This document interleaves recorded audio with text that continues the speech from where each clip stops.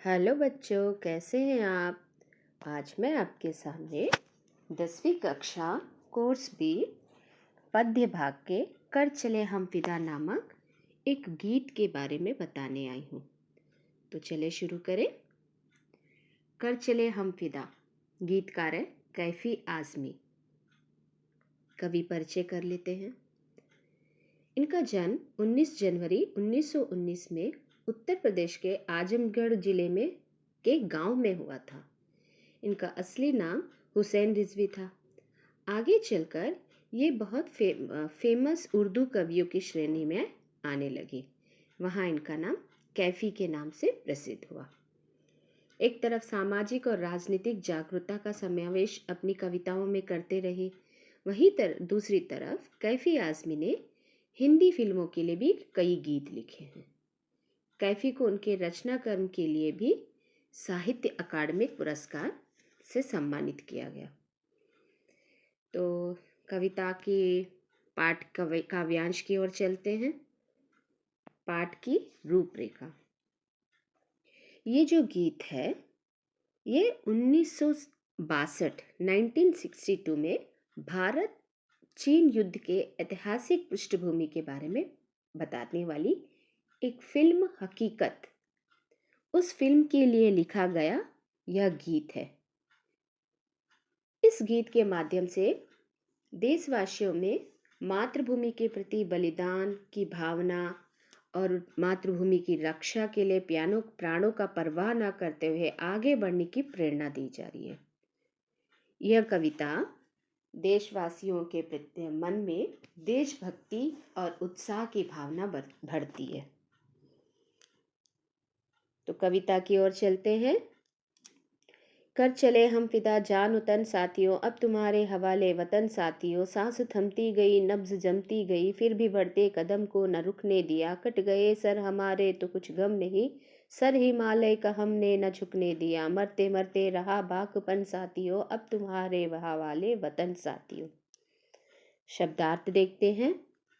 फिदा न्योछावर, जान तन साथियों शरीर और प्राण, हवाले सौंपना वतन देश, थमती रुकना नब्ज नाड़ी पल्स, बाकपन साहस जवानी का उत्साह।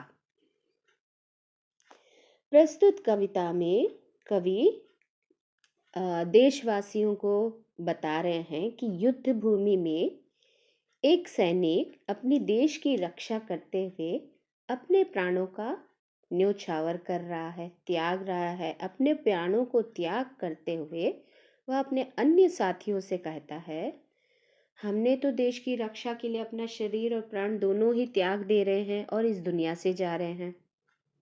अब यह देश तुम्हारे हवाले करके जा रहे हैं, तुम्हें ही इसकी रक्षा करना है। ठीक। सांस थमती गई, नब्ज जमती गई। अब वह आगे कह रहा है, हमारी सांसें अब रुकने लगी है, ठंड के कारण नाड़ी भी जमने लगी है। फिर भी हम अपने कदमों को रोक नहीं रहे हैं, हम आगे बढ़ रहे हैं। शत्रु से लड़ने के लिए हम आगे बढ़ते ही जा रहे हैं। चाहे हमारे सिर कट जाए, इसका कोई हमें दुख नहीं होगा, बल्कि हमें तो इस बात पे गर्व होगा कि हमने हिमालय पर्वत को कभी दुश्मन के सामने झुकने नहीं दिया। बच्चों, हिमालय पर्वत जो है हमारे देश के मान सम्मान का प्रतीक होता है। भारत का गर्व है हिमालय, इसलिए हिमालय को हमने झुकने न दिया। सैनिक कर रहा, चाहे हमारे सर कट जाए, लेकिन हम हिमालय को दुश्मन के सामने झुकने नहीं देंगे। मरते समय भी हमारे मन में बलिदान और संघर्ष का जोश भरा हुआ है। मरते मरते रहा बांकपन साथियों, मैं मर रहे हैं, अब अगले क्षण में मरने वाला हूँ, फिर भी मेरे मन में वो साहस है, शत्रुओं से लड़ने का मेरे मन में वो वीरता है, वो अभी भी कम नहीं हुआ है। अब तुम्हारे हवाले वतन साथियों, अब इस देश की रक्षा का भार हम तुम्हें देते हुए जा रहे हैं। अब इस देश की रक्षा का करना, इस देश को रक्षा करना तुम्हारी ही कर्तव्य है। तुम्हें इसे संभाल के रखना है, बचा के रखना है। यह कहकर सैनिक वह अपने अन्य साथियों को बता रहा है। दूसरा काव्यांश बता रहा है, जिंदा रहने के मौसम बहुत है मगर जान देने की रुत रोज आती नहीं। हुस्न और इश्क दोनों को रुसवा करे वो जवानी जो खून में नहाती नहीं। आज धरती बनी है दुल्हन साथियों, अब तुम्हारे हवाले वतन साथियों। शब्दार्थ है, रुत मतलब ऋतु, हुस्न सुंदरता, इश्क प्रेम प्यार, रुस्वा बदनाम, खून रक्त या खून। यहाँ पे गीतकार कह रहे हैं कि सैनिक जो है अन्य सैनिकों से फिर से कह रहा है या देशवासियों से कह रहा है कि हमें जिंदा रहने के लिए बहुत सारे मौके मिलेंगे, बहुत सारे अवसर आते रहेंगे, लेकिन देश की रक्षा करने के लिए, देश के लिए अपना प्राण देने के लिए, देश के लिए मर मिटने के लिए अवसर बार बार नहीं आते हैं। ठीक। और ये जो जवानी है, मतलब जो 21 to 30 ईयर्स वाला जो जवानी का एज है, जो अवस्था है, यह वही अवस्था होती है जिसमें लोग सुंदरता प्रेम जोश इसमें लगे होते हैं। यदि ऐसी जवानी देश की रक्षा करते हुए खून नहीं बहाया तो उसका जीवन, उसकी जवानी तो व्यर्थ है। अर्थात जो बच्चे, जो जवान लोग हैं, उनका खून बहुत गर्म होता है, तो वो अपना समय देश की रक्षा के लिए, देश के लिए प्राण देने के लिए, देश की रक्षा करने के लिए आगे बढ़े। ठीक, ना कि प्रेम और सौंदर्य के में डूबते रहें। क्योंकि युवा, जिस देश का युवा सशक्त होता है उस देश को तो कोई भी छू नहीं सकता है। देश की रक्षा के लिए हमेशा युवाओं को आगे रहना चाहिए। वह कह रहा है, आज धरती बनी है दुल्हन साथियों, अब तुम्हारे हवाले वतन साथियों। कवि कहना चाह रहा है कि आज जो है हमारे लिए हमारी धरती ही दुल्हन है। आज हमारी धरती ही दुल्हन है। सैनिक देश की धरती की तुलना दुल्हन से कर रहा है। क्यों कर रहा है? क्योंकि जिस तरह दुल्हन को स्वयंवर में हासिल करने के लिए राजा महाराजा प्राण न्यौछावर कर देते हैं, बहुत मुश्किल से उसे पाते हैं, उसी तरह हमें भी अपनी इस दुल्हन को, अपनी धरती को बचाने के लिए, दुश्मनों से बचाने के लिए अपना प्राण देना पड़ेगा। जिस तरह दुल्हन को लाल जोड़े में सजाया जाता है, आज युद्ध भूमि में अनेक सैनिकों के प्राणों का बलिदान देकर अपने खून से इस धरती माँ को लाल कर दिए हैं।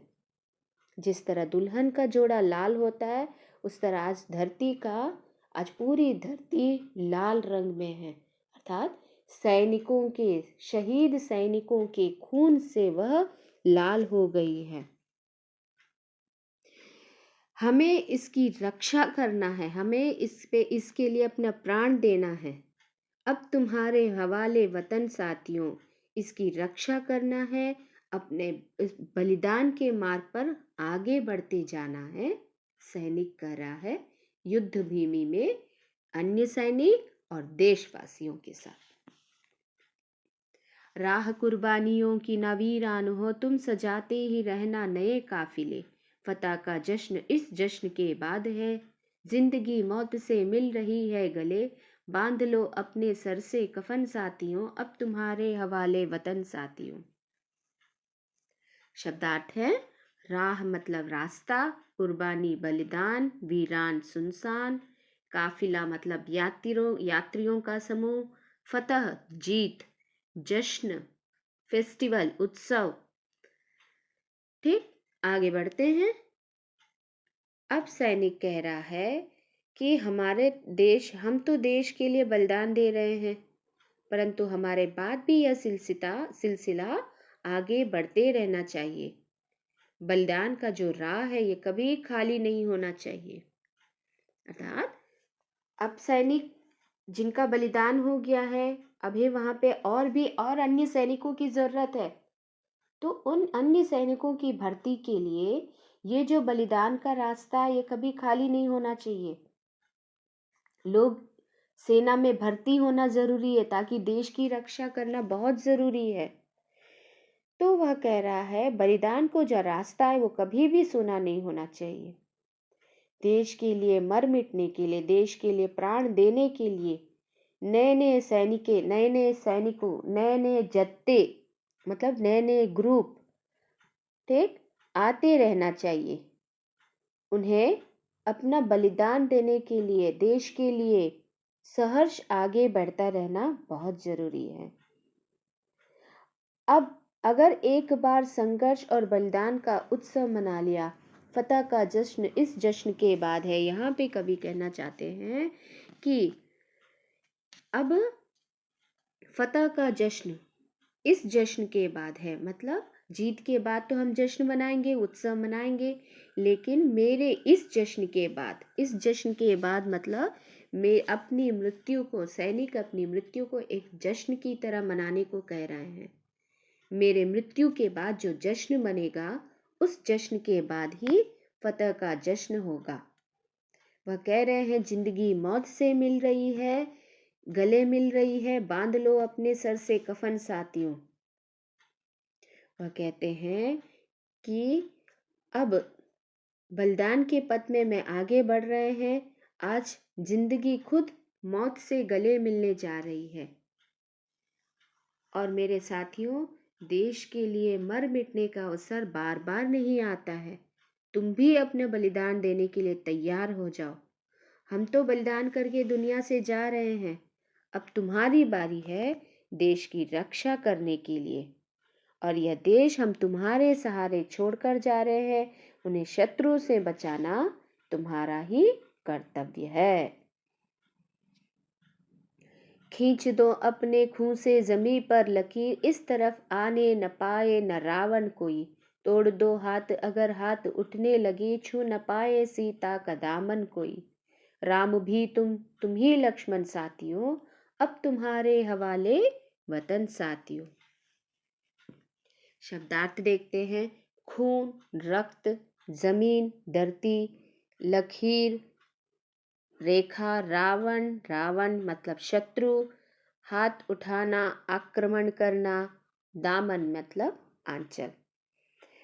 यहाँ पे कहते हैं कि देश के लिए शहीद होने वाले सैनिक जब मृत्यु को गले लगाने से पहले वह अन्य सैनिकों को फिर से और देशवासियों को संबोधित करते हुए कहता है कि अपने खून से जमीन पर एक लक्ष्मण रेखा खींच दो, ताकि कोई भी रावण अर्थात कोई भी शत्रु इस लक्ष्मण रेखा को पार करके अंदर आने की हिम्मत ना कर सके।